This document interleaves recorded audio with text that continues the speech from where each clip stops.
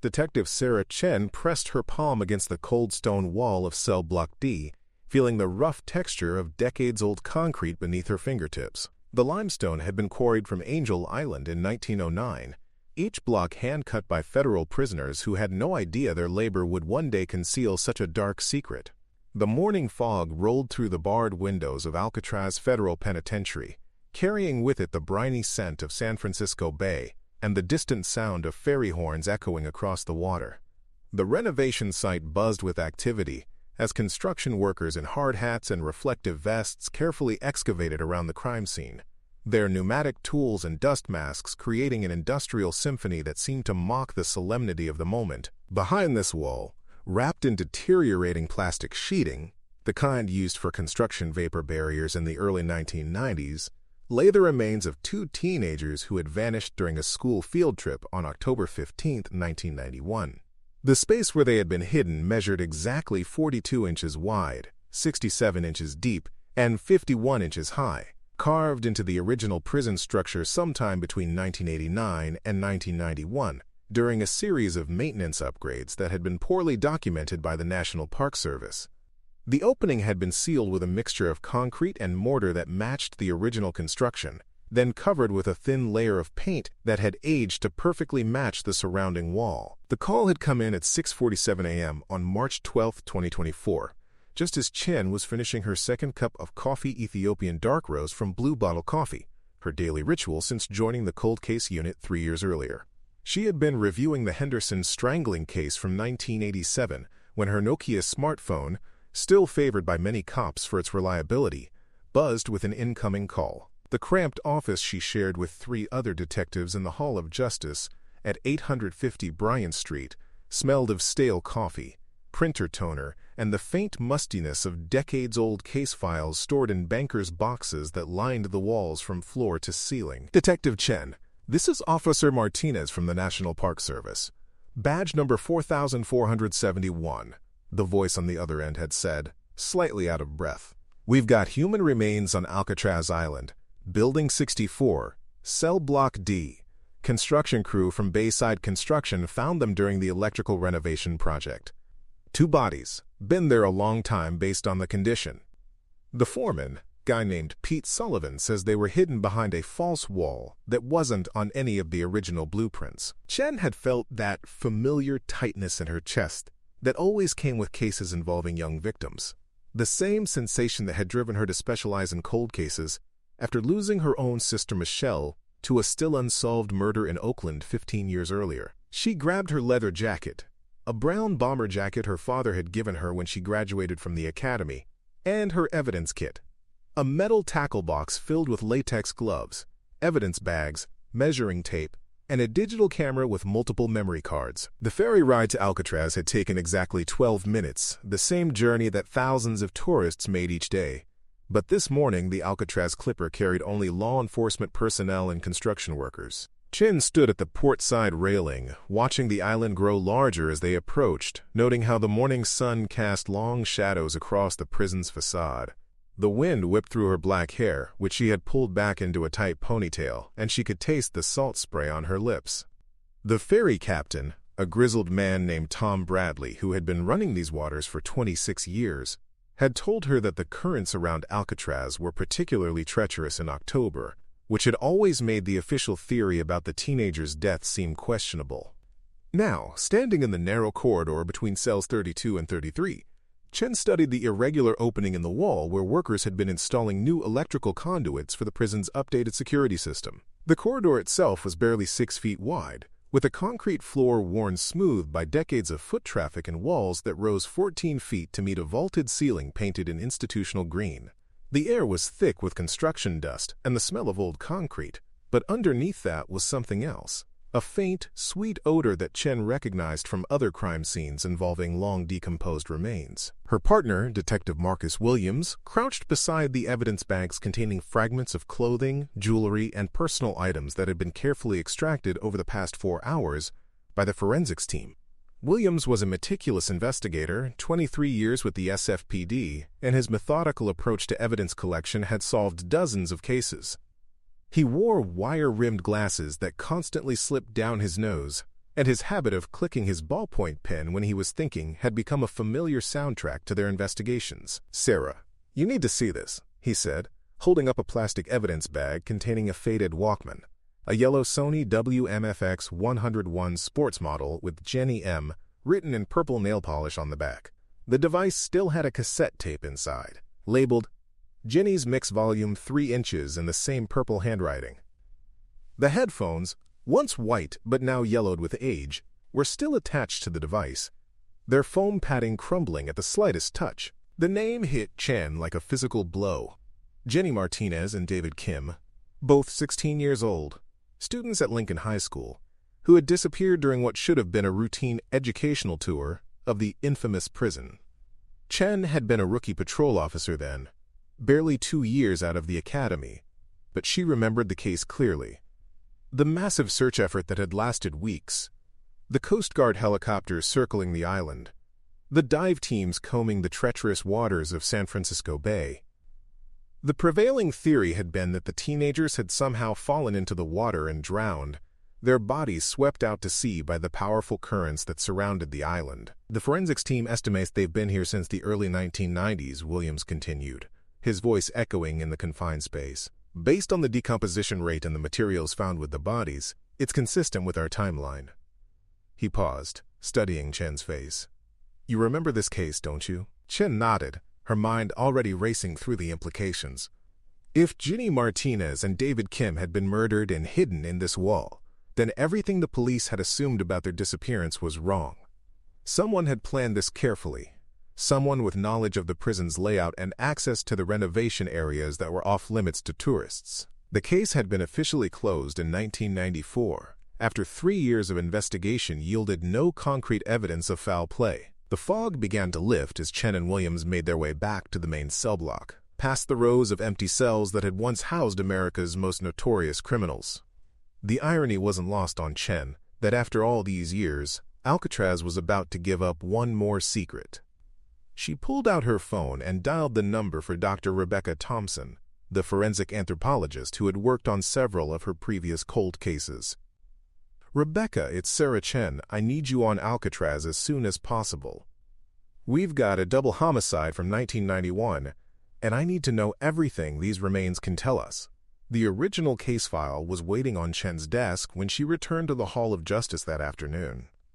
The manila folder was thick with witness statements, search reports, and photographs from the investigation. She spread the contents across her desk, studying the faces of Jenny Martinez and David Kim in their school yearbook photos. Jenny had been an honor student, active in the drama club and student government, planning to study journalism at UC Berkeley. David had been quieter, more introspective, passionate about photography and music. They had been dating for 6 months before their disappearance. Detective Ray Kowalski had been the lead investigator on the original case, and according to the file, he had interviewed over 200 people in the weeks following the teenagers' disappearance. Teachers, students, tour guides, park rangers, ferry operators, anyone who might have seen or interacted with Jenny and David during their final hours. The case file painted a picture of a routine school trip that had gone terribly wrong, but Chen noticed something that previous investigators had missed. Several witness statements mentioned seeing the teenagers talking to a man in a National Park Service uniform who wasn't part of the official tour staff. Chen picked up her desk phone and dialed the number for Kowalski, who had retired 5 years earlier but still lived in the Richmond district. "Ray, it's Sarah Chen from Cold Cases. I need to talk to you about the Martinez-Kim disappearance from 1991. There was a long pause on the other end of the line. "Jesus, Sarah, after all these years, what's this about?" When Chen explained about the discovery on Alcatraz, Kowalski's voice grew quiet. "I always knew something wasn't right about that case. Those kids didn't just fall into the water. I'll be there in an hour." Ray Kowalski looked every one of his 72 years when he walked into the cold case unit that evening. His hair had gone completely white, and his shoulders carried the weight of 4 decades of police work, but his eyes were sharp and alert. He settled into the chair across from Chen's desk and studied the crime scene photos from that morning. "I spent 3 years on this case," he said, his voice heavy with old frustration. 3 years, and I never could prove what I knew in my gut, that someone killed those kids and hid the evidence. Chen opened the original case file and pulled out a witness statement from a student named Michael Torres. "Tell me about this," she said, pointing to a highlighted section of the report. Torres had stated that he saw Jenny and David talking to a park ranger near the prison library around 2:30 p.m., approximately 30 minutes before the group was scheduled to return to the ferry. The ranger had been asking them questions about their photography project, and David had shown him his camera. "I remember Torres," Kowalski said, adjusting his reading glasses. "Kid was sharp, paid attention to details. But when we tried to identify this ranger, we hit a wall. Everyone we talked to from the Park Service said they didn't recognize the description. Medium height, dark hair, mustache. Probably in his 30s. Could have been any of a dozen employees. Or it could have been someone impersonating a ranger." Chen made notes on her legal pad, her handwriting quick and precise. "What about the camera David was carrying? Did you ever find it?" "Never recovered," Kowalski replied. "Canon AE1, black body, 50mm lens. David's father said it was the kid's prized possession, got it for his birthday that year. He never went anywhere without it."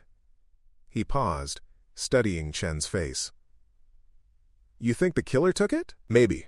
Or maybe it's still in that wall space with the bodies. Forensics is going through everything with a fine-tooth comb."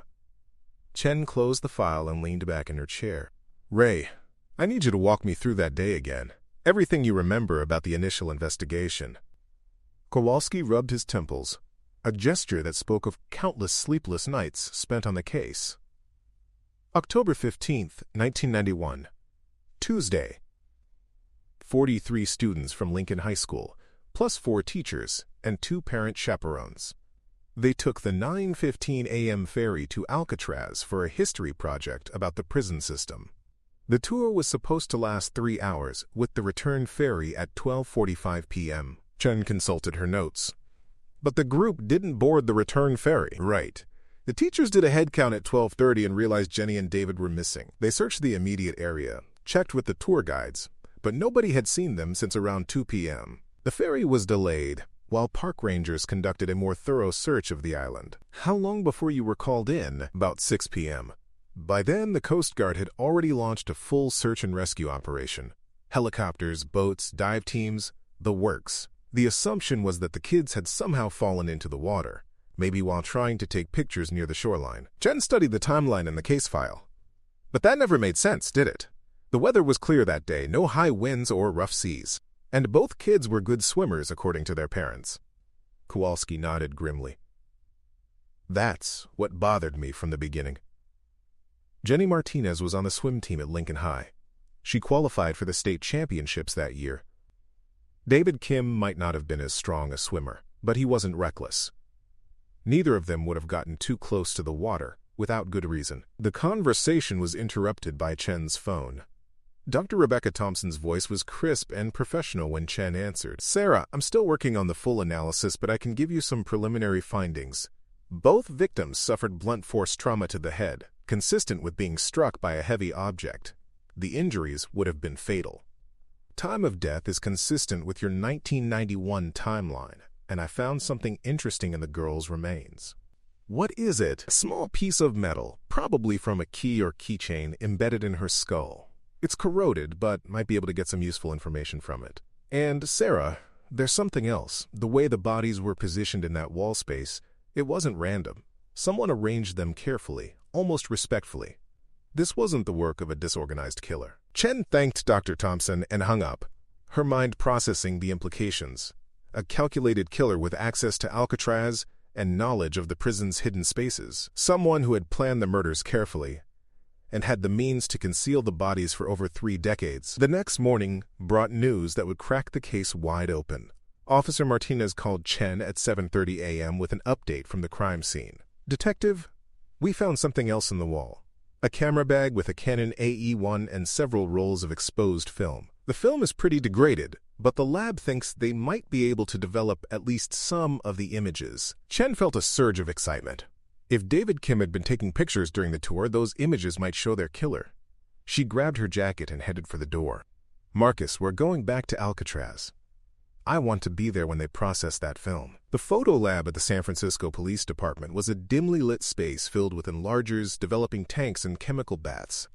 Chen and Williams watched through the observation window as technician Laura Morrison carefully extracted the film from David Kim's camera. The celluloid was brittle and discolored, but Morrison worked with practiced precision, her movements deliberate and patient. "This is delicate work," Morrison explained, her voice muffled by the protective mask she wore. "The film has been exposed to moisture and temperature changes for 33 years. I'm amazed it survived it all." She immersed the first roll in developer solution, gently agitating the container. "We might get something from this, but don't expect perfect images." The first photographs to emerge from the developer were standard tourist shots, students posing in front of cell blocks, views of the San Francisco skyline from the prison yard, group photos near the dining hall. But as Morrison worked through the second roll of film, something significant appeared in the developer tray. The image was grainy and poorly exposed, but it clearly showed Jenny Martinez and David Kim talking to a man in a park ranger uniform. "There's our mystery ranger," Williams said, leaning closer to the developing tray. The man's face was partially obscured by the angle of the shot, but his posture and body language suggested he was engaged in conversation with the teenagers. More importantly, his uniform appeared to be slightly different from the standard National Park Service outfit. The shirt was the wrong shade of green, and the patches didn't match the official design. Morrison continued developing the film, and the next image made Chen's heart race. It showed the same man, but this time he was looking directly at the camera, his face clearly visible.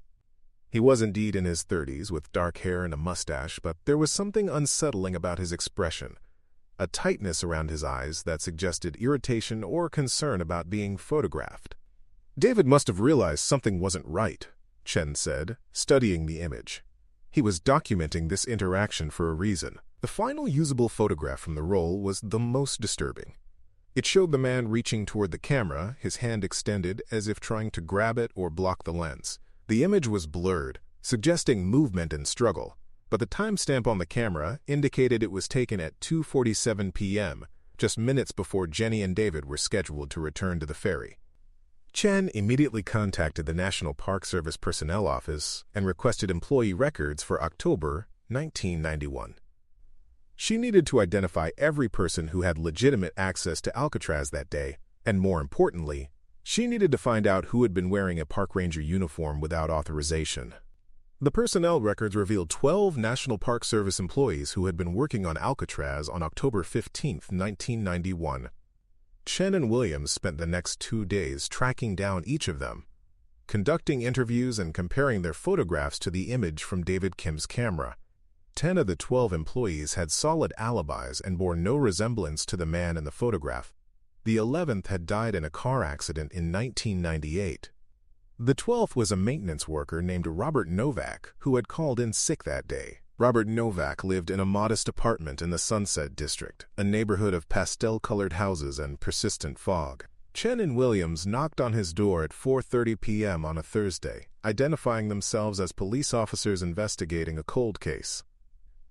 Novak, now 68 years old, answered the door in a bathrobe and slippers, his gray hair unkempt, and his eyes watery with age. "Mr. Novak, we're investigating the disappearance of 2 teenagers from Alcatraz in 1991, Chen began, studying his face for any reaction. "We understand you were employed by the National Park Service at that time." Novak's expression didn't change, but Chen noticed a slight tremor in his hands. "Yeah, I worked there for about 5 years. Maintenance stuff mostly, but I wasn't there that day. I was sick, had the flu or something." Williams pulled out the enhanced photograph from David Kim's camera. "Do you recognize this man, Mr. Novak?" Novak studied the image for a long moment, his breathing shallow and rapid. "No, I don't think so.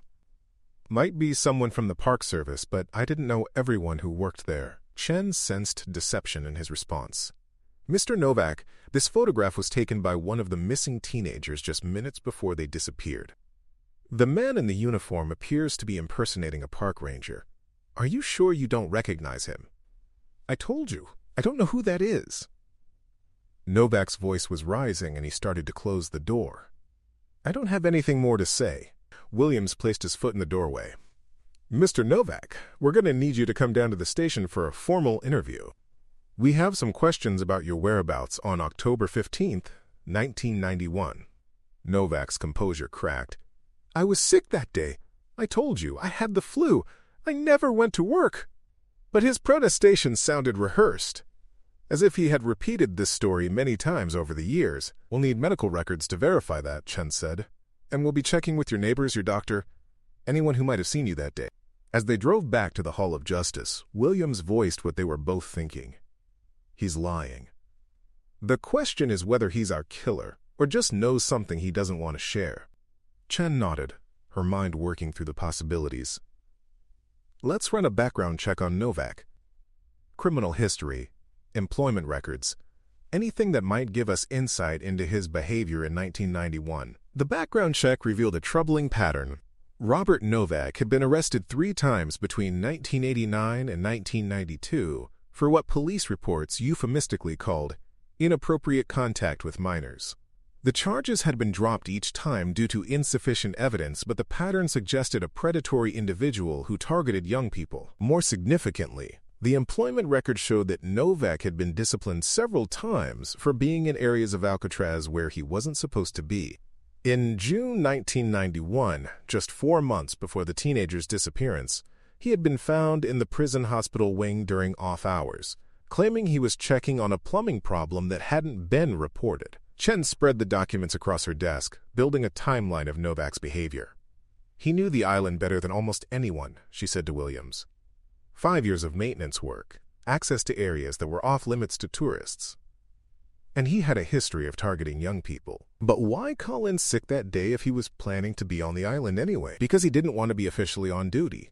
No time cards, no supervisor checking on him, no official record of his presence. He could move around freely, do whatever he wanted.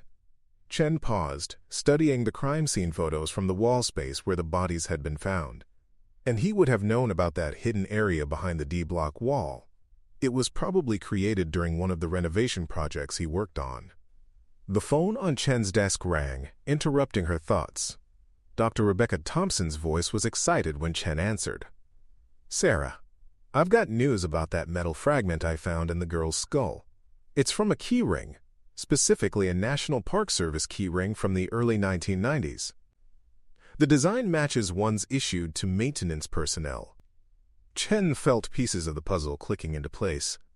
Rebecca, is there any way to trace that key ring to a specific individual? Possibly. The Park Service kept records of key assignments, especially for maintenance staff who had access to sensitive areas. You'd need to check with their personnel office, but they might have serial numbers or other identifying information. After hanging up, Chen immediately called the National Park Service personnel office. The supervisor, a woman named Janet Walsh, was helpful but cautious. Detective, those records would be over 30 years old. We've had several computer system upgrades since then, and a lot of the older files were archived or destroyed. But some records might still exist? It's possible. Let me check with our archives department. What specifically are you looking for? Chen explained about the key ring fragment and the need to trace it to Robert Novak. Walsh promised to search the archives and call back within 24 hours. That evening, Chen sat in her apartment reviewing the case files, trying to piece together the events of October 15, 1991. Jenny Martinez and David Kim had been on a school trip, enjoying what should have been a safe and educational experience.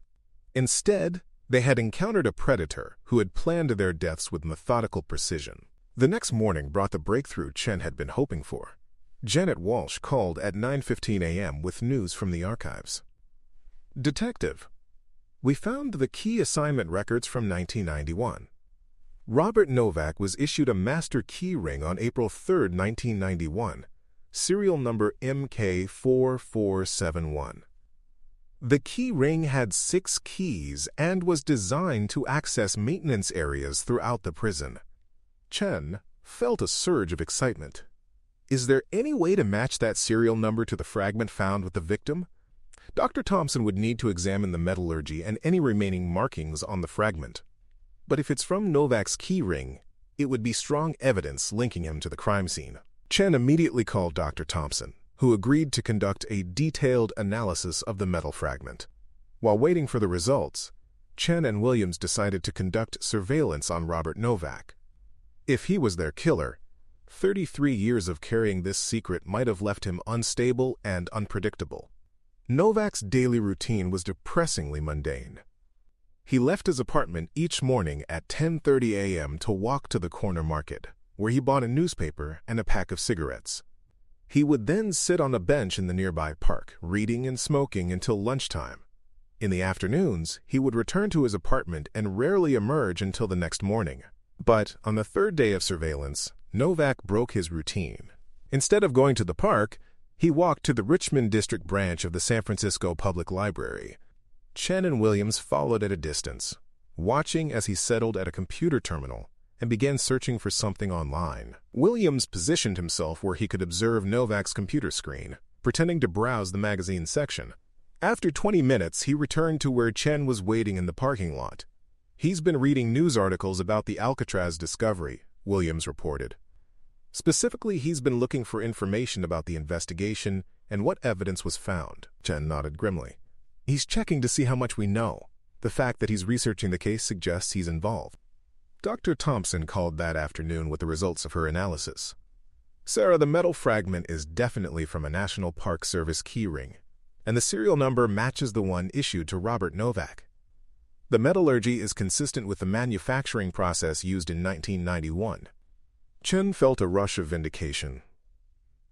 "Rebecca, that's exactly what we needed. How strong is the evidence?" "Strong enough for a search warrant, I'd say. The fragment was embedded in the victim's skull, and it matches a key ring issued specifically to your suspect. It's not circumstantial. It's direct physical evidence linking him to the crime." Within 2 hours, Chen had obtained a search warrant for Robert Novak's apartment. The search team included 4 officers, a forensics technician, and a specialist in electronic evidence. They knocked on Novak's door at 6 p.m., warrant in hand. Novak's apartment was a reflection of a man who had lived alone for decades. The furniture was sparse and functional, the walls decorated with old photographs and maritime memorabilia. But in the bedroom closet, wrapped in plastic and hidden behind a false wall, investigators found a collection of items that would seal Novak's fate. The first item was a National Park Service uniform, carefully preserved and identical to the one worn by the man in David Kim's photographs. The second was a collection of photographs taken on Alcatraz during the 1990s, including several shots of school groups and young visitors. The third was a journal, handwritten in Novak's distinctive script, detailing his fantasies about the teenage visitors who came to the island. But the most damning evidence was found in a shoebox at the back of the closet. Inside were personal items that had belonged to Jenny Martinez and David Kim, a class ring, a bracelet, a wallet with David's student ID card still inside. These were trophies, kept by a killer who wanted to preserve memories of his crimes. Chen felt a mixture of triumph and revulsion as she examined the evidence. After 33 years, they finally had proof of what had happened to Jenny Martinez and David Kim. But the discovery also meant confronting the reality of their final moments.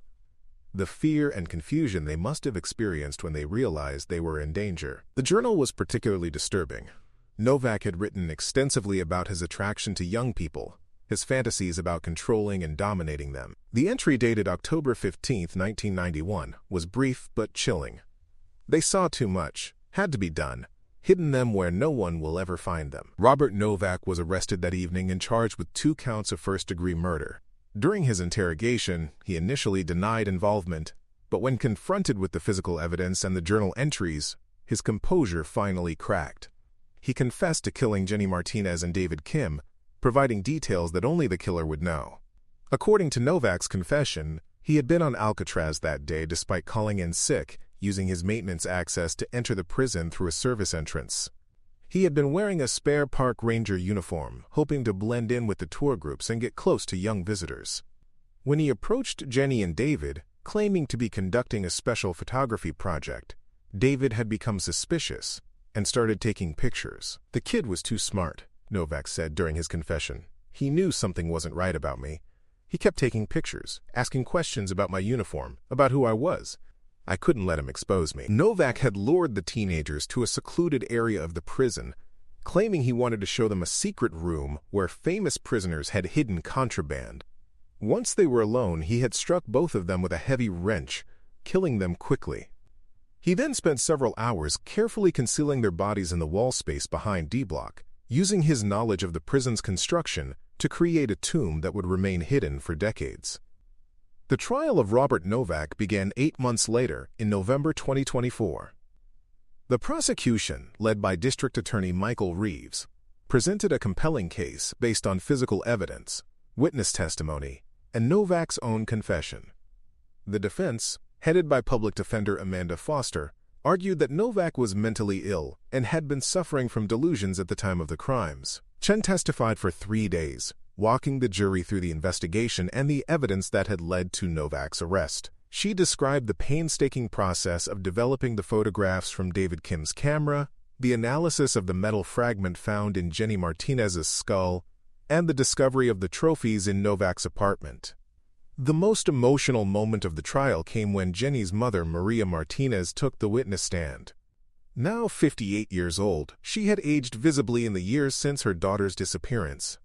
Her voice shook as she described the family's decades of uncertainty, the sleepless nights wondering what had happened to Jenny, the guilt she felt about allowing her daughter to go on the field trip. "For 33 years, I've wondered if Jenny was alive somewhere, if she was being held captive, if she was suffering," Maria Martinez said, tears streaming down her face.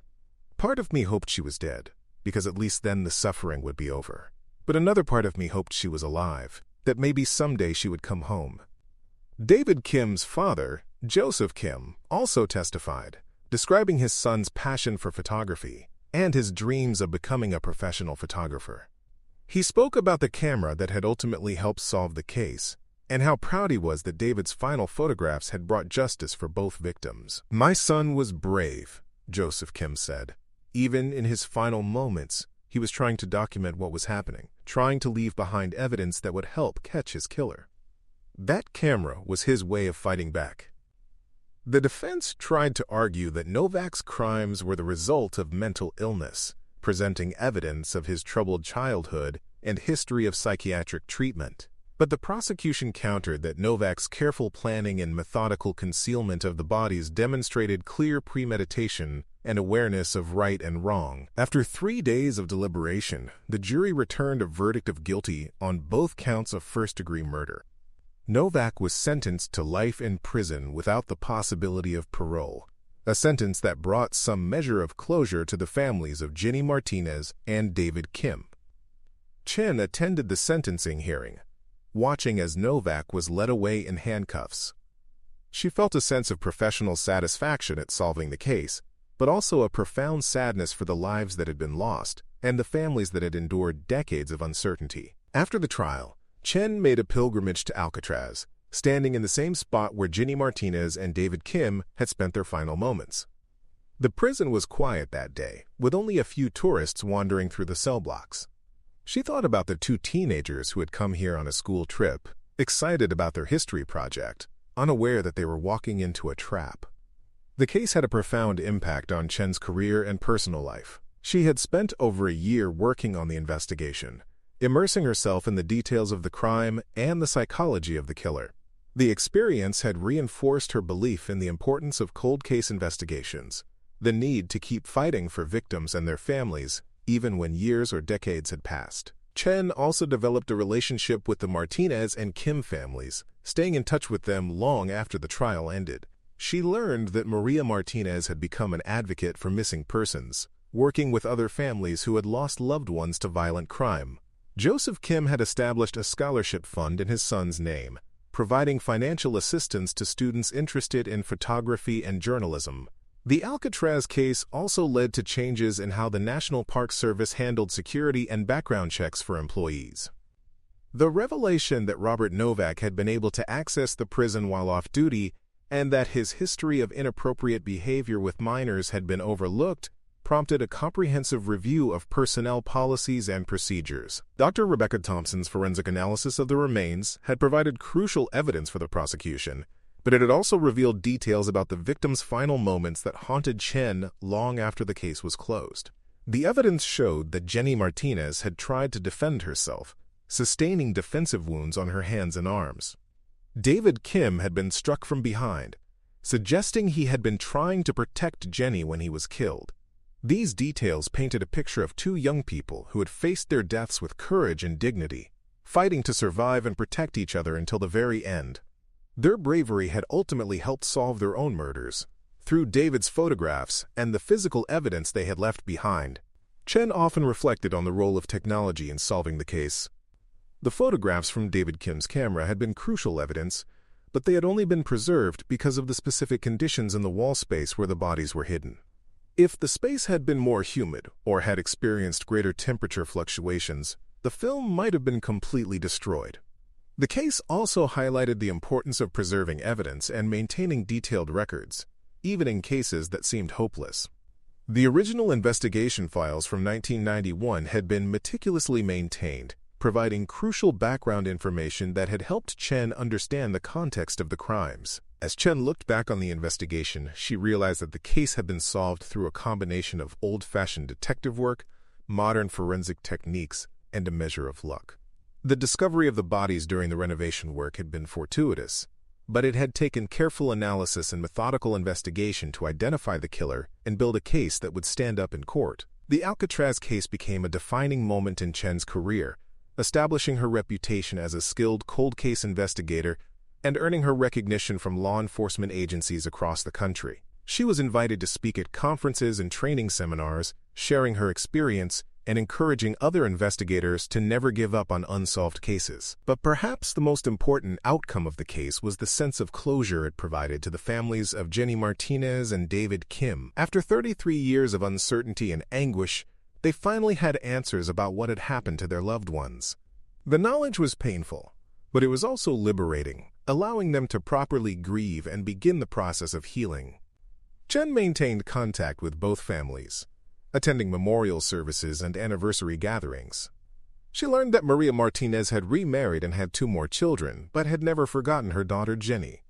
Joseph Kim had eventually remarried as well, and had named his youngest son David in honor of his lost child. The case also had a lasting impact on the community, serving as a reminder of the importance of vigilance and the need to protect young people from predators.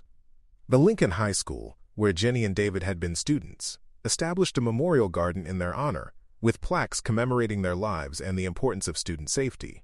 As Chen prepared to retire from the police force, she reflected on the dozens of cases she had worked over the years, but none had affected her as profoundly as the Alcatraz investigation. The case had taught her that justice might be delayed, but it was never truly denied, as long as there were people willing to fight for the truth. The prison on Alcatraz Island continued to draw thousands of visitors each year, most of them unaware of the tragedy that had occurred there in 1991.